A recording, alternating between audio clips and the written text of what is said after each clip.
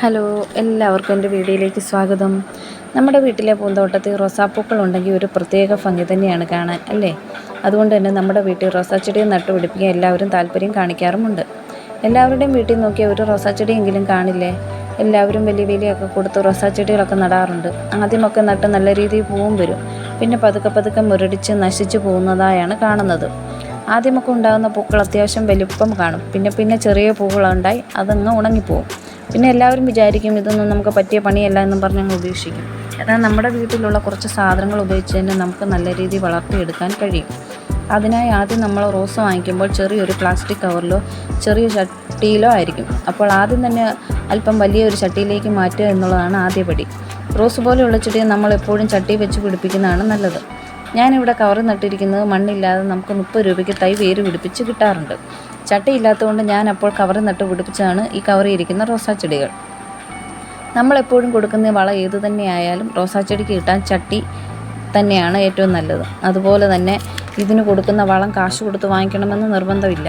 റോസിന് എപ്പോഴും പുളിരസമുള്ള മണ്ണാണ് ഏറ്റവും നല്ലത്. അതിനായി റോസിൻ്റെ ചൂടൊക്കെ നന്നായി ഇളക്കി മാസത്തിലൊരിക്കൽ 1 ലിറ്റർ വെള്ളത്തിൽ 1 സ്പൂൺ എന്ന കണക്കിൽ വിനാഗിരി ഒഴിച്ചു കൊടുത്താൽ നന്നായി നല്ല വലുപ്പത്തിലുള്ള പൂക്കൾ കിട്ടും.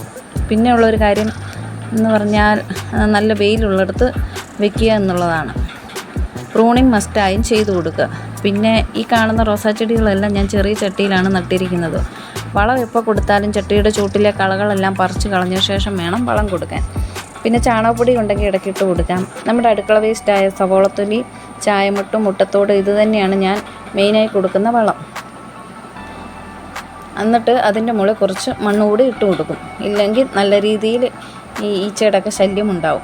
പിന്നെ ഈ കാണുന്ന റോസാച്ചെടികളെല്ലാം തന്നെ തീരെ ചെറുതാണ്. എങ്കിൽ പോലും എനിക്ക് ഒരുപാട് തവണ ഇതിൽ നിന്ന് പൂക്കൾ കിട്ടിയിട്ടുണ്ട്. ഇതൊക്കെ വലുപ്പം വെക്കാത്ത പൂക്കൾ തന്നെയാണ് റോസാച്ചെടിക്കുള്ളത്. നമ്മൾ റോസാച്ചെടിയെ പ്രൂൺ ചെയ്ത് വിടുമ്പോൾ അവിടെ നിന്ന് പുതിയതായി വരുന്ന കമ്പി ധാരാളം മുട്ടുകളുമായിട്ടാണ് വരുന്നത്.